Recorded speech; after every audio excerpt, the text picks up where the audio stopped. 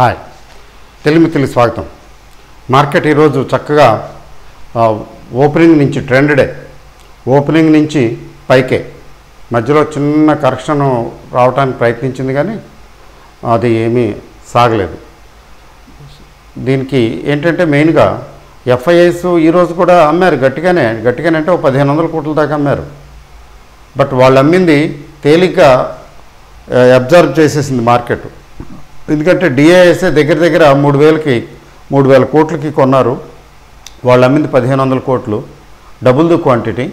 మరి double the quantity వాళ్ళు డిఐఎస్ఏ కాకుండా మామూలుగా సెవరల్ ఇండివిజువల్ ఇన్వెస్టర్స్ వీళ్ళు కూడా కొంటారు కదా, ఆపరేటర్స్ వాళ్ళు కూడా.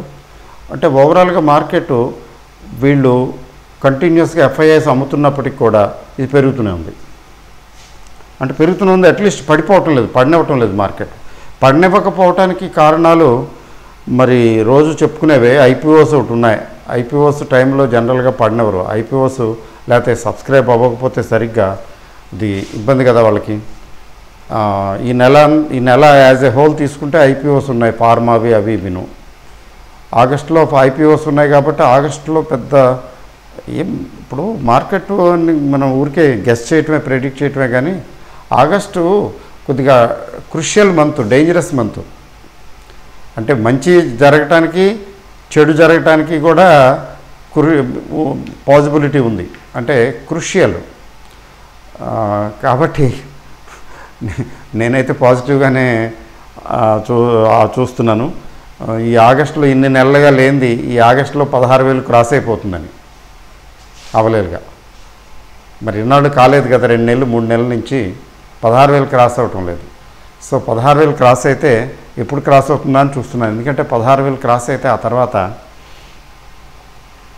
కొంచెం వెసులుబాటు కలుగుతుంది, ఏమైనా కొంచెం కొద్దిగా ప్రాఫిట్స్ బుక్ చేసుకోవడానికి. అంటే ఇప్పుడు చేసుకోవద్దా అంటే నేను కొద్దిగా చేస్తూనే ఉన్నాను. బట్ ఏంటంటే ఏమవుతుందంటే మార్కెటు ఈ మిడ్ క్యాప్ స్మాల్ క్యాప్ కదా, పెద్దవి ఎలాగో వరీ లేదు, సెలెక్టివ్గా ఉంటాం. పెద్ద లార్జ్ క్యాప్ గురించి, ముఖ్యంగా నిఫ్టీ 50 స్టాక్స్ గురించి ఆలోచించాల్సిన పని లేదు. ఎందుకంటే ఒకవేళ తగ్గినా అవి అలా పడి ఉన్నా మళ్ళీ పికప్ అవుతాయి. ఇప్పుడు 1 fine day they will pick up. But for example చూడండి, డాక్టర్ రెడ్డీస్ ల్యాబ్ దానికి ఏదో రిజల్ట్ బాగోలేదని వరుసనే లాస్ట్ క్వార్టర్ అంతగా బాగోలేదు, ఈ క్వార్టర్ కూడా బాగోపోయేటప్పటికి కోపం వచ్చింది. ఇప్పుడు ఎఫ్ఐఐస్ వీళ్ళు ఉన్నారు కదా, అంత గట్టిగా అమ్మారు అంటే ఎఫ్ఐఐస్ హస్తం ఖచ్చితంగా ఉంటుంది. అయితే అది అబ్జర్వ్ కావడానికి మార్కెట్లో టైం పడుతుంది. కాబట్టి డాక్టర్ రెడ్డీస్ స్టిల్ బేరిష్. అయితే ఇన్వెస్ట్మెంట్కి పర్వాలేదు, కానీ ట్రేడింగ్ కోసం మాత్రం ఇప్పుడు లాంగ్ పొజిషన్స్ పెట్టుకోకూడదు డాక్టర్ రెడ్డీస్ ల్యాబ్లో. ఇన్వెస్ట్మెంట్కి ఓకే, కొని పడేసుకుంటే డీమ్యాట్లో ఉంటాయి. డీమ్యాట్లో ఉన్న షేర్లకి ఎప్పుడు డోకా లేదు. ఇవాళ కాకపోతే రేపు పెరుగుతాయి. ఇప్పుడు మనం కొన్నయన్నీ పెరగాలనేం లేదు కదా. ఎన్ని షేర్లు అలా పడి ఉండి ఒకసారి పైకి లేవలేదు. ఇప్పుడు లాస్ట్ 1 yearలో చూడండి ఎలా పెరిగాయి అంతే. వాటి టైం వచ్చినప్పుడు పెరుగుతాయి, కొన్ని పెరగకపోవచ్చు, పోతాయి, అయినా ఏం కాదు. బట్ ట్రేడింగ్ అంటే షార్ట్ టర్మ్ కదా, వెరీ షార్ట్. ముఖ్యంగా ఇంట్రాడే ఆ type long positions not advisable. ఎందుకంటే ఇది doctor Reddy's lab below 20 RSI below 20కి వచ్చింది. అంటే బుల్ మార్కెట్లో అసలు 40కి దిగువకు వస్తేనే బేరిష్ అంటారు. 30 కంటే బిలో వస్తే దూరంగా ఉండండి బాంబు పెరుగుతుంది అన్న సెన్స్. కాబట్టి నాట్ అడ్వైజబుల్ కదా, that is okay. But what about mid caps and small caps అండి? ఈ మిడ్ క్యాప్స్ స్మాల్ క్యాప్స్ తీసుకుంటే రోజు పెరుగుతూనే ఉన్నాయి. ఇవాళ కూడా పెరిగాయి. ఇవాళ కూడా నేను కొన్ని చూశాను అప్పర్ సర్క్యూట్. కొన్ని ఎట్లా అంటే కొంచెం ఉండి 1-2 రోజులు తగ్గి మళ్ళీ పికప్ అవుతున్నాయి. అంటే దేర్ ఈజ్ బయింగ్ సపోర్ట్. అది ఎక్కడి నుంచి వస్తుంది? మార్కెట్లో రిటైల్ ఇన్వెస్టర్సే అదే కొంటున్నారా, లేకపోతే mutual funds are compelled to buy? Mutual funds compelled to buy అని ఎందుకు చెప్తున్నానంటే, మ్యూచువల్ ఫండ్స్ దగ్గరికి వాళ్ళకి బోల్డ్ అంత మనీ వచ్చేస్తున్నది సిప్ మోడ్లోను. అదర్వైజ్ తెలుగు మీరిపోయారు కదా, మన భారతదేశ ఇన్వెస్టర్లు కూడా తెలుగు మీరిపోయారు. సిప్ మోడ్లోనే ఎక్కువ పెడుతున్నారు. లంసమ్ములు ఇప్పుడు పెట్టడం లేదు, తక్కువ. అర్థమైంది వాళ్ళకి, చాలామందికి తెలుసు సిప్ మోడ్లోనే పెట్టాలి యాక్చువల్గా. సో సిప్ మోడ్ అనేటప్పటికి ఒకసారి పెట్టిన తర్వాత అది యావరేజ్ అయిపోతుంది కదా, పెరిగినా తగ్గినా యావరేజ్ అవుతుంది కదా, ఓకే కంటిన్యూ చేస్తున్నారు. అంటే plenty of money is there where it is money. లేని వాళ్ళ దగ్గర ఎలాగో లేదు, ఉన్న వాళ్ళ దగ్గర కొంచెం బాగానే ఉంది, వెసులుబాటు జరుగుతున్నది. అది వాళ్ళు సేవింగ్ బ్యాంకుల్లో ఉపయోగం లేదు కదా, బ్యాంకుల కంటే ఫార్ ఫార్ బెటర్ అనేది ఇది నగ్న సత్యం. ముఖ్యంగా ఈ లాస్ట్ 1 year అయితే చాలా బంపర్ గ్రోత్ వచ్చింది కదా ఈక్విటీ మార్కెట్లో. అది ఒక టెంప్టేషన్. దానివల్ల మొత్తానికి so much of money is flowing into mutual funds. మరి డిఐఎస్ కొంటున్నారంటే ఎక్కడి నుంచి కొంటున్నారు? మనీ రాబట్టే కదా. సో ఇప్పుడు ఎఫ్ఐఐస్ ఎంత అమ్మినప్పటికి కూడా దాని ఇంపాక్టు మన మార్కెట్ మీద పడటం లేదు. ఈరోజు ఏషియన్ మార్కెట్స్ బ్రహ్మాండంగా రికవర్ అయ్యాయి. పెరిగాయి అనటం కంటే బాగా రికవర్ అయ్యాయని చెప్పాలి. ఎందుకంటే షాంఘై కానీ లేకపోతే హ్యాంగ్సెంగ్ కానీ, అంటే American, Hong Kong and Japanese and Chinese markets ఇవి తీసుకోండి. మెయిన్గా జపనీసు, తైవాను, హాంకాంగు, చైనా ఈ మార్కెట్లు గట్టిగా బాగా రికవర్ అయ్యాయి. మోర్ దెన్ 1% ఒక్కొక్కటి. ఇంకా మన ఇండెక్సే 1% అంత పెరగల, తక్కువే. దీనికంటే బాగా పెరిగాయి, అంటే బాగా తగ్గాయి అనుకోండి. మన ఇండెక్స్ అంతగా తగ్గలేదు, మెయింటైన్ అయింది. తర్వాత యూరోపియన్ మార్కెట్స్ కూడా ఈరోజు గ్రీన్లోనే ఉన్నాయి, ఇంకా నడుస్తున్నాయి అనుకోండి. So most probably American markets కూడా ఈరోజు కొంచెం గ్రీన్లోనే ఉండొచ్చు, ఎట్లా ఉంటుందో మనకు తెలియదు అనుకోండి. బట్ ఇండియన్ ఎకానమీలో ఏమిటి కొంచెం స్ట్రెంగ్త్ ఉందనేది మార్కెట్ వర్గాల ఉవాచ, అంటే వాళ్ళ ఉద్దేశం. ఎట్లా అంటే ఇప్పుడు జిఎస్టీ కలెక్షన్ తీసుకున్నట్లయితే ఇప్పుడు లాస్ట్ మంత్ అండ్ అప్పుడు అనుకుంటాను ప్రీవియస్ పీరియడ్లో 1 lakh crores bench mark collection. ఈసారి 1 lakh crores దాటి వచ్చింది కలెక్షన్. అంటే రికవరీ ఉంది, వస్తున్నది అని అర్థం. అట్లా అదొక క్లూ తీసుకుని ఉండాలి. తర్వాత ఏంటంటే ఆర్బీఐ క్రెడిట్ పాలసీ కోసం మనం వేచి ఉండవలసి ఉంది. 2 రోజుల్లో మనకి ఆర్బీఐ క్రెడిట్ పాలసీ ఉంది కదా. ఆర్బీఐ క్రెడిట్ పాలసీ గురించి ముందుగానే డిస్కౌంట్ చేసేసినట్లే. ఏంటంటే expectation RBI it will not open the Pandora's box. Pandora's box అంటే ఎందుకు చెప్తున్నానంటే అలాగా రిస్కే కదా. మళ్ళీ వడ్డీ రేట్లు పెంచేస్తామంటే ఇన్ఫ్లేషన్ పెరుగుతున్నదని అనలేరు. ఇప్పుడు అసలే అంతంత మాత్రంగా ఉంది growth. RBI also wants growth now. And government of India అయితే తప్పదు, గ్యారంటీగా గ్రోత్ కావాలి. రెండు ఒకే త్రాటి మీద ఒకే బాటలో నడుస్తున్నాయి కాబట్టి ఆర్బీఐ ఇంట్రెస్ట్ రేట్స్ని టచ్ చేయకపోవచ్చు. అందువల్ల ఆర్బీఐ క్రెడిట్ పాలసీ గురించి అయితే ఏం చెప్తారు ఆర్బీఐ వారు అనేది వినాలి. తర్వాత కాలమాన పరిస్థితులు మిగతా రిజల్ట్స్ బాగానే వస్తున్నాయి. అంత బ్యాడ్గా ఇది బాగోలేదు అది బాగోలేదు చాలా ఘోరంగా ఉంది అట్లాంటి సిచ్యువేషన్స్ ఏం కనిపించడం లేదు. హెచ్డిఎఫ్సి ఉంది. హెచ్డిఎఫ్సి అంటే ప్రీవియస్ క్వార్టర్కి ఈ క్వార్టర్కి తీసుకుంటే డిఫరెన్స్ ఏం లేదు, ఆల్మోస్ట్ బరాబర్, కొద్దిగా తక్కువ ఎక్కువ. ఎట్లా ఉంటుందో బాగుండదేమో అనుకుని కొంచెం సెల్లింగ్ చేసిన వాళ్ళు ఉన్నారు కదా, కొంచెం అది సెల్ మోడ్లో ఉంది. అది ఈరోజు కొద్దిగా రికవర్ అయింది, తగ్గల.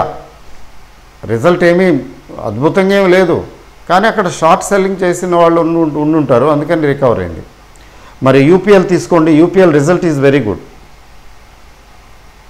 వెరీ గుడ్ అనకపోయినా గుడ్డే. చక్కగా మీకు ఎట్లా అంటే నెట్ ప్రాఫిట్ 23% పెరిగిందట. అది గోల్డెన్ స్టాక్ అండి, అదేం జోక్ కాదు. యూపీఎల్ అంటే చాలా స్ట్రెంగ్త్ ఉన్నటువంటి స్ట్రాంగ్ షేర్. అది ఫండమెంటల్స్ విషయంలో ఢోకా లేదు. ఆ మధ్యన కొంచెం ఏదో ఎలిగేషన్ వచ్చింది వాళ్ళ మీద మొత్తానికి ఏం చేశారు ఏమైందో తెలియదు, కానీ ఇప్పుడు దాని గురించి ఎవరు మాట్లాడటం లేదు. సో మరి ఎందుకు తగ్గిందండి అంటే మీరు గమనించండి, 650, 700, 600 తర్వాత అది పెరుగుతూనే వచ్చింది. 600 నుంచి 800కి వచ్చింది. ఇది ప్రాఫిట్ బుకింగ్ జరుగుతున్నది. అంటే ఇంకొంచెం ఇంకా బాగా ఎక్స్పెక్ట్ చేస్తుంటారా అంటే అట్లా ఏం కాదు, కానీ జనరల్గా ఏంటంటే రిజల్ట్స్ రానిచ్చి రిజల్ట్స్ వచ్చిన తర్వాత అమ్మటం మొదలు పెడతారు. అంటే రిజల్ట్స్ వస్తాయని, ఇప్పుడు రిజల్ట్ బాగున్నా కానీ అట్లాంటప్పుడు ఏమవుతుందంటే సెల్లింగ్ వస్తుంది. There will be some selling. ఆ సెల్లింగ్ ఏంటంటే కొద్ది రోజులు, 1 రోజు 2 రోజులు ఉంటుంది, లేకపోతే 3 రోజులు ఉంటుంది. మరి అంత తీవ్రత అయితే ఇంకో 2, 3, 4 రోజులు ఎక్కువ ఉంటుంది. ఆ క్వాంటిటీస్ వాళ్ళు అమ్మిన క్వాంటిటీస్ అబ్జర్వ్ అయ్యే వరకు అలా తగ్గుతూ ఉండి మెల్లిగా మళ్ళీ అందుకుంటుంది, మళ్ళీ నార్మల్ అయిపోతుంది. నార్మల్ అయిపోయిన తర్వాత ఇది మర్చిపోతారు, మళ్ళీ అక్కడి నుంచి కొద్ది గ్రాడ్యువల్గా పికప్ అవుతుంది. ఇప్పుడు ఎఫ్ఎస్ఎల్ చూడండి, ఫస్ట్ సోర్స్ సొల్యూషన్స్ రిజల్ట్ ఢోకా లేదు, అందులో ఇబ్బంది ఏం లేదు, బాగానే ఉంది. బట్ ఓవర్గా పెంచేశారు కదా, ఓవర్ బాట్. మీరు చూడండి స్వింగ్ లాస్ట్ అది 230 ఆ రేంజ్కి వెళ్ళిపోయినట్టుంది. ఒక్కసారి స్వింగ్లా వెళ్ళిపోయింది.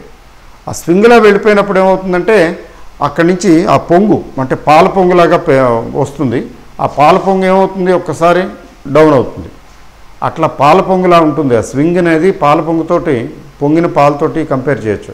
ఆ స్వింగ్లో పెరిగింది కాబట్టి అక్కడ ప్రాఫిట్ బుకింగ్ వచ్చేసింది, చాలామంది అమ్మారు. తర్వాత రిజల్ట్ కోసం వెయిట్ చేస్తూ రిజల్ట్ తర్వాత అమ్ముతారు కదా, ముందు నుంచి రిజల్ట్ ముందు పెంచేస్తే రిజల్ట్ తర్వాత రిజల్ట్ బాగున్నా కానీ తగ్గుతుంది జనరల్గా షేర్. ఎందుకు తగ్గుతుంది అంటే ప్రాఫిట్ బుకింగ్ మొదలు పెడుతున్నారు, కొనుక్కునేది ఎందుకు, తిరిగి అమ్ముకోవడానికి కదా.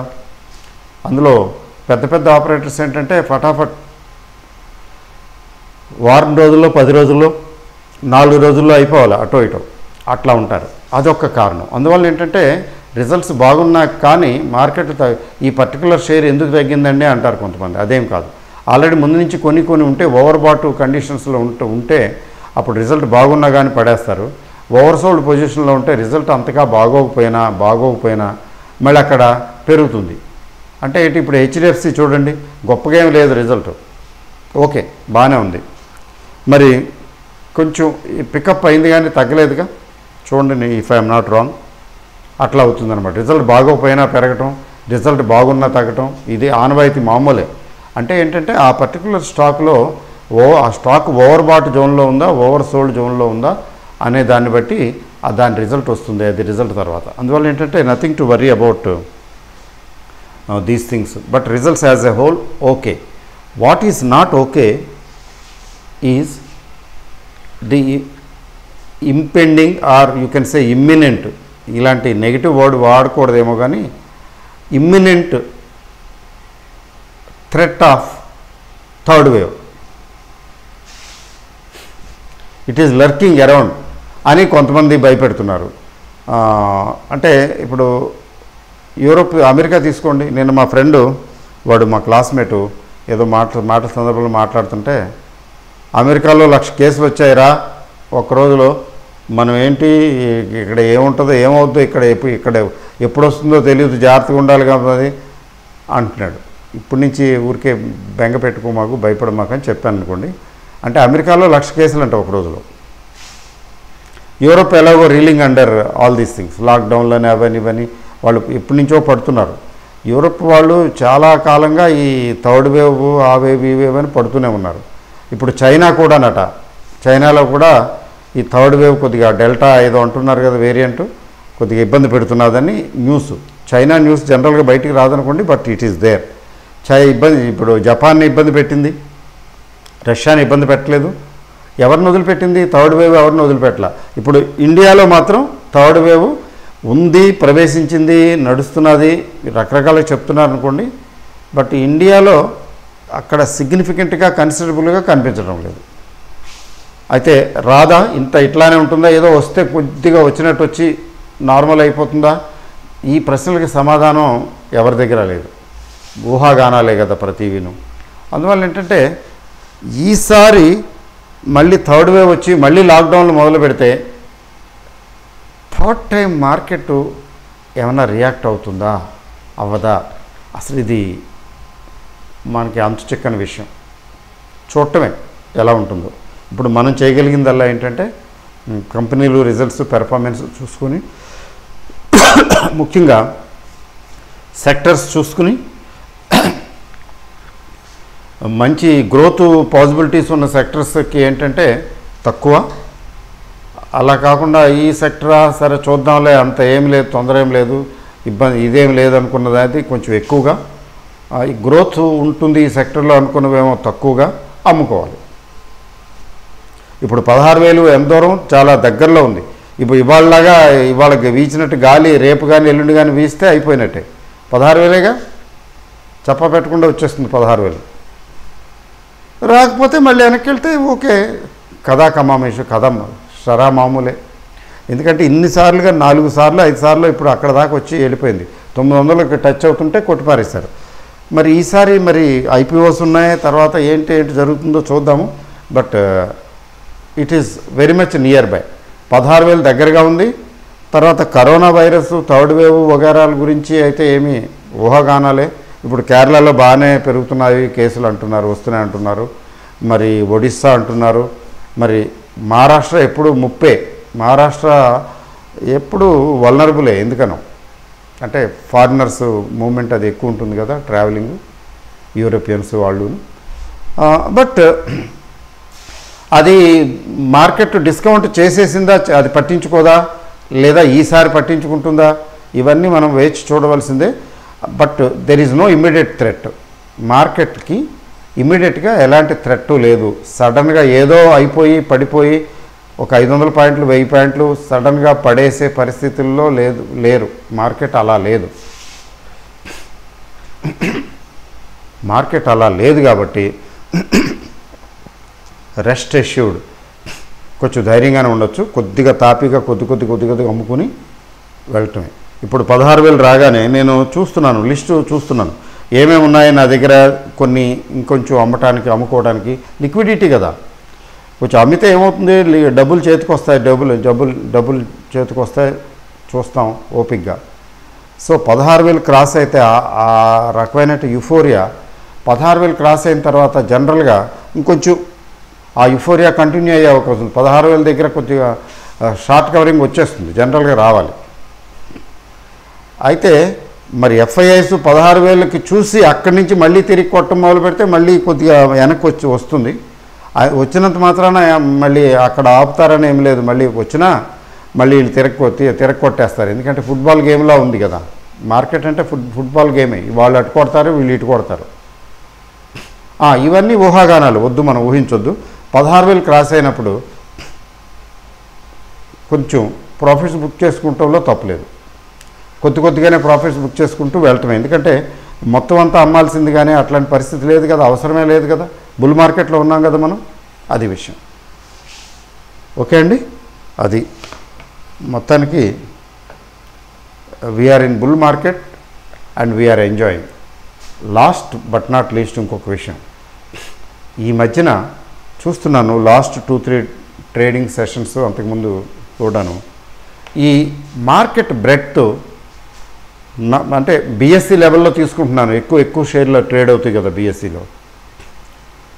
డిక్లైన్స్ తర్వాత అడ్వాన్సెస్ చెక్ చేస్తే ఈరోజైతే డిక్లైన్స్ కంటే అడ్వాన్సెస్ డబుల్ ఉన్నాయి. 10 షేర్లు తగ్గితే 20 షేర్లు పెరిగినాయి. తర్వాత ఈరోజు కూడా నేను చూశాను కొన్ని అప్పర్ సర్క్యూట్లు టచ్ చేసినాయి. ఇప్పుడు 52 వీక్ హై అయితే చాలా షేర్లు కనబడుతున్నాయి. ఇందాక ఏదో ఇన్సెంటర్గా చూస్తుంటే ఆ ఓరియంట్ సిమెంటు అది 52 వీక్ హై ఈరోజు 130 ప్లస్. అప్పుడు మనం డిస్కస్ చేసుకున్నాం. నిజానికి అప్పుడు నేను కూడా కొంచెం కొన్నాను, ఎందుకంటే దాని గురించి నాకు కొంచెం నమ్మకం, కాన్ఫిడెన్స్ ఉన్నాయి ఇంకా. ఎందుకంటే పెరుగుతుంటే దాన్ని డిస్టర్బ్ చేయటం ఎందుకులే అని చూస్తున్నాను. ఈరోజు 52 వీక్ హై. బంగారు పళ్ళానికైనా గోడ చేర్పు కావాలి కదా. ఎంత 52 వీక్ హై అయినా, ఎంత గొప్ప షేర్ అయినా, ఎంత పెరిగినా మనం కొంచెం జాగ్రత్తగా ఉండి కొంతైనా మన డబ్బులు మనం తీసుకోవాలి వెనక్కి, మిగతాది వదిలేయాలి. అలా వెరీ లాంగ్ టర్మ్ కోసం వదిలేసినవి అవి ఎక్కడికి వెళ్ళిపోతాయో అర్థం కాదు, ఎక్కడెక్కడికో వెళ్ళిపోతాయి. అప్పుడు అంత పేషెన్స్ మనకు ఉండాలి కదా. అందుకని మనం ఏం చేయాలి, కొంచెం స్మాల్ క్వాంటిటీసే పెట్టేసుకోవాలి. అప్పుడు మన ప్రెషర్ ఉండదు మన మీద. స్మాల్ క్వాంటిటీ కదా, పోతే పోయింది ఉంటే ఉందిలే అని. పోతే పోయింది ఉంటే ఉంది అనుకుంటే అదేమవుతుందంటే ఒడిదుడుకులు వస్తాయి, తగ్గుతాయి పెరుగుతాయి, మార్కెట్ తగ్గుతాయి పెరుగుతాయి, మనం పట్టించుకోం. ఎందుకంటే స్మాల్ క్వాంటిటీ అనేటప్పటికీ, ఫర్ ఎగ్జాంపుల్ మనది 10 లక్షల పోర్ట్ఫోలియో అనుకోండి. 10 లక్షల పోర్ట్ఫోలియోలో ఏదైనా పర్టికులర్ షేర్లో 4-5 వేలు 5-6 వేలు ఉందనుకోండి, అది పోయినా వచ్చినా ఏమవుతుందిలే అన్నట్టుగా వదిలేస్తాం. అదే తగ్గుతుంది, తగ్గినట్టు మళ్ళీ రికవర్ అవుతుంది. అలా వెళ్తూ ఫైనల్గా పెద్ద మల్టీబ్యాగర్ అయిపోతుంది. అన్నీ కావు కానీ కొన్ని అవుతాయి. అవి they will give you very pretty good amount. 5,000 కావచ్చు, అక్కడ 5,000 50,000 వచ్చేస్తాయి. ఒక్కోసారి ₹1,00,000 వచ్చేస్తుంది 5,000 నుంచి. ఇప్పుడు అట్లా కొన్ని 10-15 షేర్లు 20 షేర్లు ఉన్నాయనుకోండి ఓవరాల్గా, అలా వదిలేసినవి వాటంతా పెరుగుతూ పెరుగుతూ అట్లా వచ్చి నేను ఆ స్టేజ్కి వచ్చిందనుకోండి, ఫెయిర్లీ లాంగ్ టైం తీసుకోవాలి. నేను ఇందాక ఏదో చూస్తున్నాను, గుర్తురావట్లేదు షేరు, అది ఊరికే చూశాను, ఏది ల్యాంప్సా ఏదో, అది ఎప్పుడో 2012-13లో కొన్నది. 2012-13 కొన్నది 100 షేర్లే. అసలు దాన్ని అసలు సూర్య ఏదో ఉంది కదా, అదే దాని పేరు కూడా నేను మర్చిపోయాను, దాన్ని చూడటంలా. ఇందాక చూస్తే ఆ 100 షేర్లు 101 షేర్లకి 7,000-8,000 ఉంది దానిలో పెట్టుబడి. నాకు గుర్తు రావట్లేదు అంత ఎగ్జాక్ట్గా. అది 50,000-48,000 చూపిస్తున్నది. ఏదో మొత్తానికి 7 టైమ్స్ ఎంతో లెక్కేసాను. 6 టైమ్స్ 7 టైమ్స్ 6 టైమ్స్ 7 టైమ్స్ అని వేసుకోండి. అది 7 టైమ్స్, సరే 7 టైమ్స్ అయింది, బాగానే అయింది అనుకున్నాను. సూర్య రోషిని అని 7 టైమ్స్ బాగానే అయిందని. కానీ అది ఎప్పుడుది? 2013. అయ్యో, 2013 అంటే 9 సంవత్సరాలు అయిపోయింది. Fairly very long time. అయితే 9 సంవత్సరాలకైనా 600 times not a bad thing. నేను పట్టించుకోలేదు, వదిలేశాను కాబట్టి కదా. మరి మధ్యలో ఎన్నిసార్లు పెరిగిందో, అది ఎన్నిసార్లు తగ్గిందో, ఎన్ని డమకాలు కొట్టిందో నేను అసలు చూడనే లేదు, పట్టించుకోనే లేదు కదా.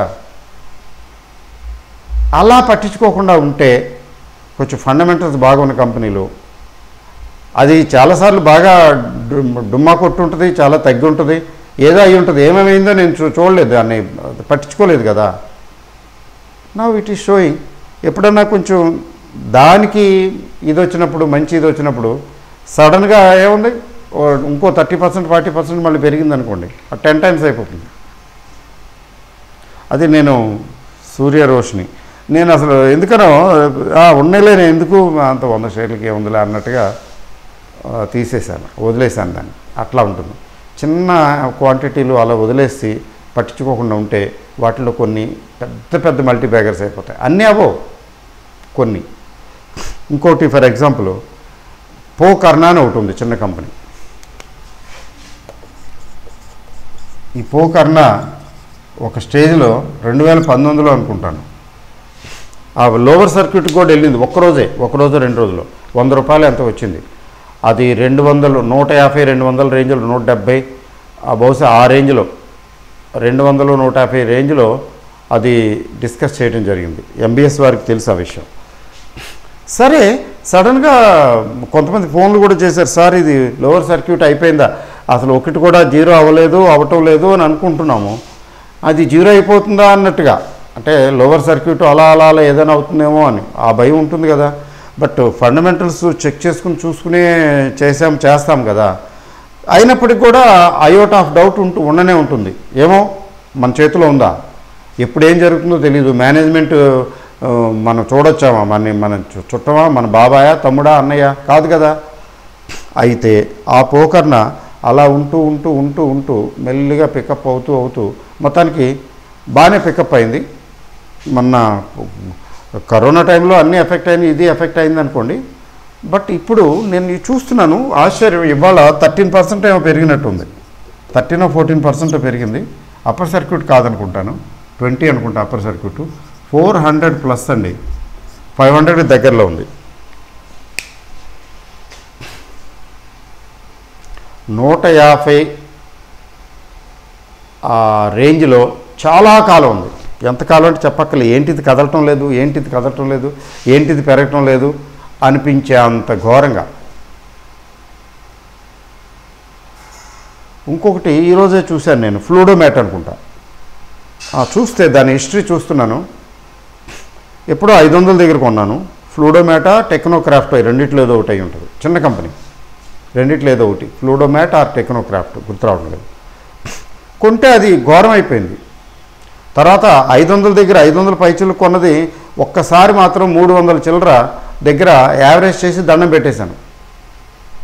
ఇవాళ 7% 8% పెరిగిందండి. బహుశా అది అప్పర్ సర్క్యూట్కి వచ్చినట్టుంది, గుర్తు రావట్లేదు. బట్ నవ్ ఇట్ ఈస్ 700+, అది మాత్రం గుర్తుంది. My average is only 400+. Now it is 700. చూస్తూనే it happened in the last 1.5 months. Last 1.5 monthsలోనే 2 monthsలోనే వచ్చింది ఇదంతా. ఒకసారి స్మాల్ క్యాప్స్ అలా పెరిగిపోతాయి. అది కొంత తీసేసాను కూడా నేను, ఎందుకంటే యావరేజ్ చేసినప్పుడు అమౌంట్ ఎక్కువ అవుతుంది కదా. ఏం చేశానంటే 60% దాకా తీసేశాను. అంటే ప్రాఫిట్స్లోకి వచ్చిన తర్వాత తీసా. అంతకుముందంతా లాసే, అది భయంకరమైన లాస్ చూపించింది చాలా కాలం. అంటే సింపుల్గా చెప్పాలంటే 2.5 సంవత్సరాలు, కనీసం 2.5 సంవత్సరాల పాటు అస్సలు రెడ్డే. సో కొద్దిగా పైకి వచ్చినప్పుడు కొద్దిగా ఉంటుంది కదా, యాంగ్జైటీ ఉంటుంది కదా, కొంత 60% తీసాను. చూస్తే 700+ టుడే అండ్ గ్రోయింగ్. అది టెక్నికల్స్ ఇంకా స్ట్రాంగ్గా ఉన్నాయి. మరి అట్లా తీయలేం కదా, టెక్నికల్స్ స్ట్రాంగ్గా ఉండి బాగుండి నడుస్తుంటే మరి గబుక్కుని అమ్మేయలేం కదా, ప్రాఫిట్ కనబడుతున్నది. ఇది ఈ స్పెషాలిటీ స్మాల్ క్యాప్స్కి. This period 2021 is an year of small caps. నేను చెప్తున్నాను, ఇట్లా తక్కువ సార్లు వస్తాయి. 2021 a year of small caps. ఎందుకంటే అలా పెరుగుతున్నాయి. మీకు ఆ మధ్యన గాంధీ స్పెషల్ ట్యూబ్స్ అని, తర్వాత అపోలో పైప్స్ చిన్న కంపెనీయే, అమూల్య లీజింగ్ అండ్ ఫైనాన్స్ అని ఉండేది అనుకుంటా దాని పేరు. ఈ అపోలో పైప్స్ ఇవాళ 15% ఎంతో పెరిగింది, మోర్ దాన్ 10%. ఫస్ట్ ఓపెన్ చేసి చూడగానే కనిపించింది అదే. ఓహో, అందులో కూడా కొంత ప్రాఫిట్ బుక్ చేసి తీసేశాను అనుకోండి. రీజనబుల్ క్వాంటిటీ, స్మాల్ క్వాంటిటీ పెట్టాను కాబట్టి దాన్ని ముట్టుకోలేదు. అది పెరుగుతూనే ఉంది. ఎక్కడ 400 500 నుంచి అనుకుంటా, ఇప్పుడు 1100 1200 ఇంకా ఎక్కువ ఉందో Apollo pipes, Gandhi special tubes. ఇట్లా చిన్న కంపెనీలు అండి ఇవన్నీ. ఏంటి పెరుగుతున్నాయి, ఎట్లా పెరుగుతున్నాయి అంటే పెరుగుతున్నాయి. పెంచేస్తున్నారా ఏమో తెలీదు, పెరుగుతున్నాయి అంతవరకు చెప్పచ్చు. అంటే ఇంకా ఉన్నాయి, ఎక్కడెక్కడ మూలలో ఉన్నటువంటి ఇవన్నీ కూడా వెతికి మరీ పెంచేస్తున్నారు. ఇలా స్మాల్ క్యాప్స్ పెరిగినంత వరకు మార్కెట్ ఓకే. స్మాల్ క్యాప్స్ కన్సిస్టెంట్గా నెల 2 నెలలు ఎప్పుడన్నా తగ్గితే ఘోరమే, ఫినిష్. అక్కడ చాలా జాగ్రత్తగా ఉండాలి. నెల 2 నెలలు తగ్గే ఛాన్స్ ఇవ్వకూడదు. అంటే సెంటిమెంటు నెగిటివ్ అయినప్పుడు మాత్రమే, వీక్ అయినప్పుడు మాత్రమే ఇవి తగ్గుతాయి. అప్పటి వరకు పెరుగుతూనే ఉంటాయి. ఆపరేటర్స్ వాళ్ళు కూడా వీటిలో, ఎందుకంటే చిన్న స్మాల్ ఈక్విటీ ఉంటుంది కదా, మార్కెట్ క్యాపిటలైజేషన్ చిన్నది. ఒక 3000 కోట్లు ఉందనుకోండి కంపెనీ, ఎక్కడి దాకా ఎందుకు, మన ఇదే తీస్తుంది ఓరియంట్ సిమెంటు 3000 కోట్లు, 3500 కోట్లు. ఇంతకుముందు ఇంకా తక్కువ అనమాట దాన్ని బట్టి చూస్తే. ఇప్పుడు ఓరియంట్ సిమెంట్ లాంటిది 3000 కోట్లది గబగబా కొనిపారేస్తే ఒకరిద్దరు ఆపరేటర్లు గట్టిగా, అది ఎక్కడికి వెళ్తుంది? కొనకపోతే అక్కడే ఉంటుంది, అది వేరే సంగతి. ఎక్కడికైనా వెళ్ళిపోతుంది, ఎందుకంటే చిన్న ఈక్విటీ సైజ్ కదా. ఇట్లాంటివి ఒక 50 కంపెనీలు 50 రెట్లు అయితే కానీ మన నిఫ్టీ 50 స్టాక్స్లో మూమెంట్ రాదు. మీ నిఫ్టీ 50 స్టాక్స్ని పెంచడం చాలా కష్టం కదా, ఇది పెంచడం ఈజీ. గబగబా కొనేస్తే పెరిగిపోతుంది. ఇక మిగిలిన వాళ్ళందరూ ఎగబడతారు, అబ్బో ఇది పెరిగిపోతుందని వస్తారు కదా. వీళ్ళంతా కొనుక్కున్న తర్వాత అప్పుడు తీరిగ్గా వాళ్ళు ప్రాఫిట్ బుక్ చేసుకుంటారు. తొందర ఏం లేదు, ఇది okay, this is right time to book profit అని కూడా కొట్టేస్తారు. అట్లా కొట్టడం మొదలుపెట్టినప్పుడు మీది 100 రూపాయల షేరు 70 రూపాయలకి 60 రూపాయలకి వచ్చేస్తుంది. తగ్గేటప్పుడు కూడా అంతే వెలాసిటీ, అంతే స్పీడ్గా. కైనెటిక్ ఎనర్జీ అంటారు చూసారా. For example something falling, it gains more and more energy.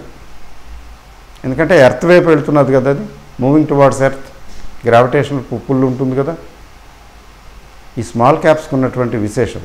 ఎందుకు ఇది చెప్తున్నానంటే, నిన్న మొన్న ఎవరో ఒక ఆయన చెప్పానో మీకు, మళ్ళీ చెప్పలేదు. Small caps